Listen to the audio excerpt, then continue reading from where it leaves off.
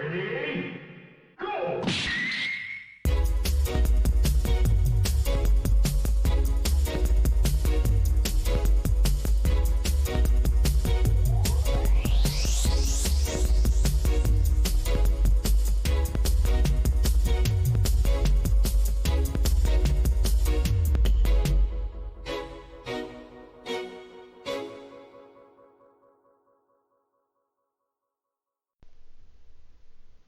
In my restless dreams, I see that town, Silent Hill. An iconic opening for an iconic game. I played Silent Hill 2, 2001, but I never came quite close enough to finishing it, for one reason or another. While I like the tone, direction, and dreamlike quality of the game, as well as the few characters you come across in your wanderings in the original, the actual playing of it was obtuse and clunky as all hell. I tried and tried many times to get into the original, but the simple yet unwieldy combat left a lot to be desired on the gameplay front. And the awkward fixed camera angles reminiscent of the original Resident Evil games made the entire experience a chore to play. I regret to say I never even got a taste of what made this original game so special because of these minor issues. I'm sure I could have overcome these problems and persevered through that, first go around just fine, but I didn't have the stomach for it. I find that with some games, perspective can be both a good and a bad thing. Leaving something unfinished because you aren't in the mood, the right headspace, perhaps even due to a time constraint or attention being diverted, happens to many gamers. We're all people with busy lives.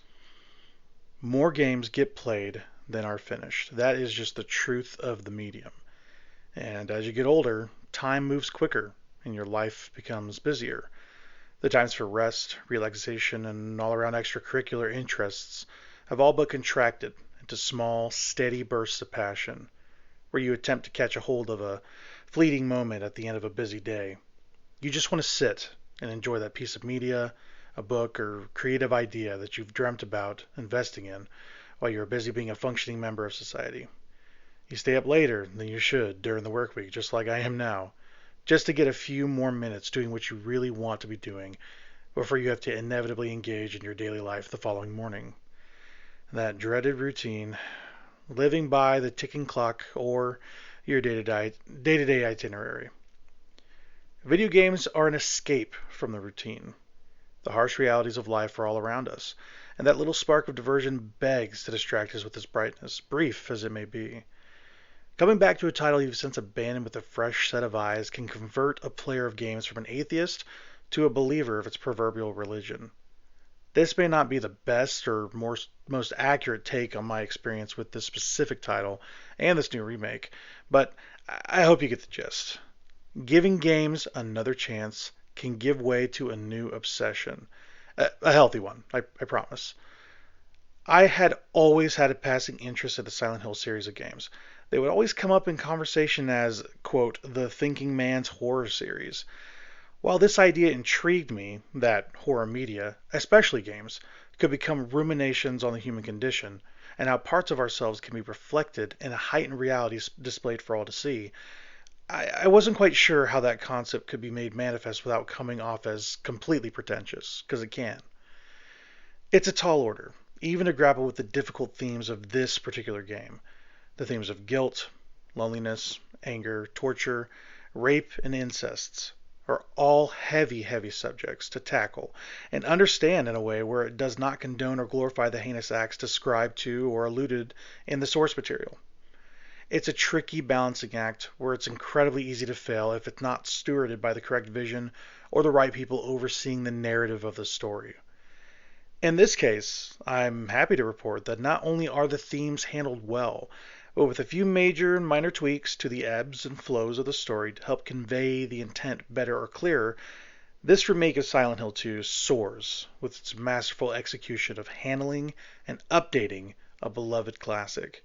In some ways, this is not only a remake, it is a reimagining, where the new version and the original game are in conversation with each other and with you as a player. This update to Silent Hill 2 brings this captivating and heartbreaking story to the modern era, where it can be experienced by a modern audience. For that, I personally am grateful. because I truly believe that no game to date, with rare exception, has even attempted half the things that the original Team Silent had tried to do in regards to dealing with adult themes and the translation of those ideas to a big budget video game. The whole concept has aged so beautifully that adapting it into a brand new form not only keeps the spirit of the first one alive and intact, it makes the new one seem like a fresh idea instead of a rehash of an old one. Silent Hill 2 in many ways is Silent Hill as an entertainment franchise writ large. Akin to the long shadow Final Fantasy VII casts over Final Fantasy as an intellectual property, so too does Silent Hill 2 and its legacy dominate its series of games. It is the greatest distillation of the ideas and the successes of its franchise for good and for bad. As a series, while there are good games, Silent Hill, most of these titles in its long-running franchise are games with issues. While some of these games are not always just straight up bad, they're all in their own ways each flawed products. Messy storytelling, poor voice acting or voice direction, shoddy game design, or any other creative issues crop up in each game's pursuit to be as good or as relevant as the revolutionary Silent Hill 2 was for the series and its genre. It's hard to live up to one of the greatest horror games ever made. If the Silent Hill series and its developers have been trying to reach the heights of its second entry for a good part of a quarter century, what chance does anyone else have in remaking it? Enter Polish video game developer Bloober Team, an outfit based in Krakow. Bloober had an uneven track record when it came to its forays in the horror genre. Some of the best efforts from the studio came in the form of the Layers of Fear series of games, as well as the sci-fi detective neo-noir thriller Observer, the latter being a particular favorite of mine in the horror genre. These titles showed off the technical prowess of the developer, as well as their capability to spin an impressive yarn of a tale, while also being all fundamentally well-made games. Not all of these titles, though, were hits, however. Chiefly among these missteps were two titles specifically, The Medium and Blair Witch, which were both middling offerings in the genre and received middling to lukewarm reviews from critics for both. Without getting too far into the weeds with both games' mistakes, when the word got out that Bloober was tasked with taking on the remake of Silent Hill 2, people were wary of what version of Bloober Team they were going to get.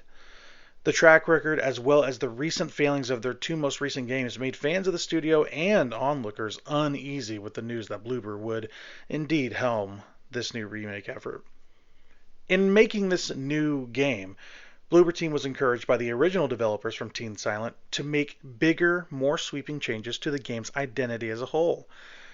According to the remake's producer, Motoi Okamoto, some of the original staff wanted specific changes to the structure and flavor of the original in the remake.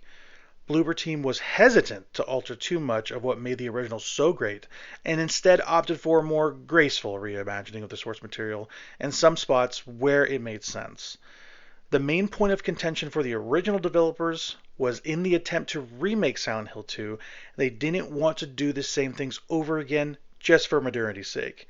But they wanted to change core things about what made Silent Hill 2 ultimately, at its center, a specific type of game.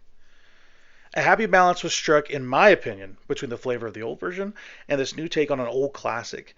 Even the original director of the game, pardon the pronunciation, Masashi Tsuboyama, I believe, is thrilled with how the remake turned out, saying in an interview with VGC, Video Games Chronicle, "Games and technology are constantly evolving, resulting in significant differences in constraints and levels of expression. This is a common issue with media arts in general, but it is not easy to maintain and appreciate the environment of the time. I think the value of the remake is that a new generation can play it. As a creator, I'm very happy about it. It's been 23 years. Even if you don't know the original, you can just enjoy the remake as it is. Whether it's good or bad, it doesn't affect the original. Everything that this remake sets out to do, it accomplishes, in my opinion. It may be the best looking and sounding game I've played in recent memory, since maybe the Dead Space remake. The sound design and music alone are enough to give this game top marks. Every raindrop, from the vaguely ominous mid-afternoon sky to the squelch of unknown horrors draped in shadow just out of view, brings a dire atmosphere to a beautifully composed package. Veteran composer Akira Yamaoka returns, remixing old favorites from the original while recomposing familiar themes and elegies of old albums past to provide a fresh take on a legendary soundtrack. Every drum beat, string pluck, and tambourine flick can be heard in sharper relief with these new arrangements and the enhancements to the first game's orchestration, and it gives the whole title a brand new life unto itself. The music and sound design are foundational bricks of the house that is Silent Hill 2, and this revisiting of those elements retains and makes new the atmospheric flavor of the original in 2024. On the topic of atmosphere, that is what this game is so good at providing. A crushing sense of despair follows all your dealings in Silent Hill, and works beautifully in tandem with many adult themes interweaved throughout. Bits of flavor text and writing are dashed everywhere you care to look. On papers, notepads, written in ink, even in blood. Cautionary tales of adventurers losing their way and succumbing to darkness. Lost souls laying bare their deepest urges are found everywhere throughout your journey through this hellish purgatory. Every character in Silent Hill sees their own version of the town. Their own struggles and personal demons color in the blank spaces between the liminal and the subliminal spaces of the physical. Each person, from the character you play, James Sunderland, to the cast of Maria, Eddie, Angela, and Laura, all see different versions of the shared setting of Silent Hill in their own distinct ways. For example, Eddie's Silent Hill takes place in a freezer, and the visual flavoring of such a place manifests in Eddie breathing out cold air when he's speaking, while James in the same scene is not. Little touches such as that one make the game that much more subtle and vibrant in this retelling. Themes and atmosphere aside, playing the game is the most important part, and on that front, the game is more than up to the task. The combat is responsive, and the game is responsive and weighty, even in tight quarters, engaging a foe in a melee brawl. Aside from an occasionally frustrating camera getting in the way, the action is usually front and center with minimal issues. Enemies go down in gouts of blood and chunks of viscera, cut down by your weapon of choice, and usually followed up with the combo of smacking your lead pipe paired with the crazed stomping of frenzied feet. Sometimes the foe is down for the count, while other times it was just waiting for you to turn your back to them, waiting for another opportunity to strike. Enemies are engaging to deal with. I just wish there was more variety in their appearance and abilities as the game goes on. By the end of the game, I was still fighting the same types of beginner and intermediate enemies as I was in the middle of the game.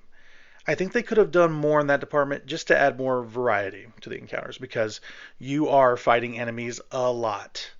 And I will say, this is a surprisingly long game, almost twice the runtime as the original, if not more for some players, and some things feel a little too long or drawn out in terms of pacing, going from point A to B in a given area.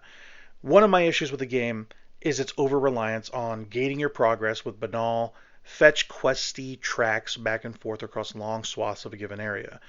That feels like a remnant of old game design where they could have improved upon it instead of remaking a way to overcome a locked door. Another grip I had with the game is the boss encounters, which were neither as interesting nor well executed as the main story they were a part of. The one exception to this is the abstract daddy set piece and boss fight, which eclipses in every way the encounter in the original game.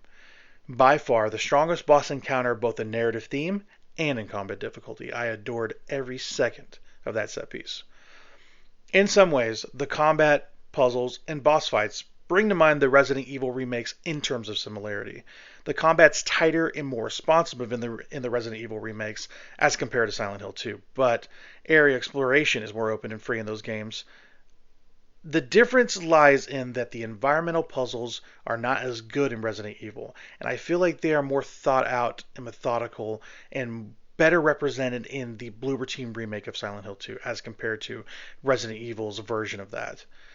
Area exploration, it's great if you can see where you're going, but if you can't see what's in front of you, where are you going to go? Silent Hill 2 is dark, actually dark, as in you cannot see 20 feet in front of you save for a crappy flashlight. It's dark. There were many, many times I could be walking down a dark, dingy hallway in a condemned hospital or even an evacuated prison and only hear the horrors that awaited me. The anticipation was always the scariest part. By the time the enemy attacked me, I was actually relieved to see something after me, spending all that time dreading the worst. In truth, I looked forward to that happening so I could get a reprieve from the true enemy, the dark. The night is dangerous and filled with terrors indeed. Exploring and understanding Silent Hill 2's characters and full story is a tricky proposition. Debates rage on today, even 23 years later in this remake, as to the intentions of each character and what their own transgressions mean in relation to the purgatory that is Silent Hill. This includes the difference in horror tone between this and other games in the genre. Existential horror and its themes are relatively unexplored in the horror genre, and how this game deals with guilt and punishment is fascinating. This remake specifically shows how people feel when they have done something right or wrong. It doesn't matter if they deem it to be correct or incorrect. This is very important. Silent Hill, as a place, does not discriminate for different cases.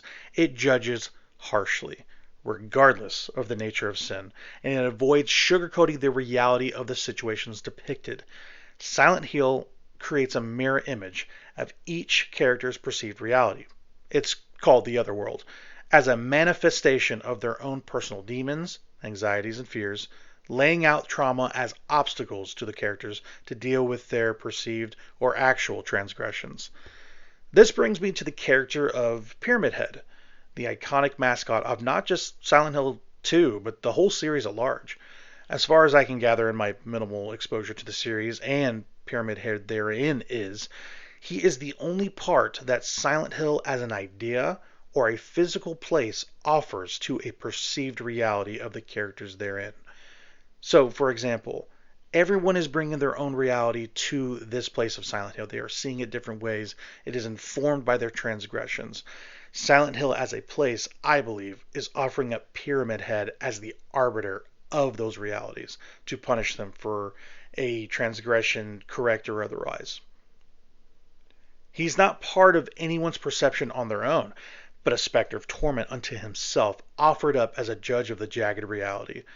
Everyone sees this creature, everybody in the game. It's dragging one part of an oversized scissor behind it as it shuffles along to mete out its eventual torment. This is what makes him, or it, as the manifestation of Silent Hill itself, so unique. He appears to everyone regardless of reality. Pyramid Head is an unbiased truant officer disciplining unruly children in a schoolyard of horrors. It's unclear, however, if James sees him as specifically in that form as Pyramid Head only. Does he appear differently visually to other characters? I personally will have to look back and see for myself, because I don't know. In short, or in long, Silent Hill 2 is a great video game. I've spent hours writing this just to tell you that fact. I think while it stumbles in the final encounters, the ending I got was just satisfying enough for my first playthrough, and I'm thrilled I finally saw it through to the end. On the whole, with a couple of minor quibbles here and there, I adored this remake, and I'm just emboldened to play the original now having understood the story in this new way. I commend Bloober Team on a job well done, and I hope that the success of this game will propel them to new heights and better opportunities. I highly recommend this game, and I think it's a must-play game for anyone that is interested in the horror genre or wants to take a chance on a stellar reimagining of a classic game. Silent Hill 2 is a completely successful translation of a legendary beloved title, and it's a masterpiece that will stand the test of time, and it will have to be bested to be supplanted as the best game in its genre. I've been Power Glover for Stick Drift, and this is my review of Silent Hill 2. Enjoy!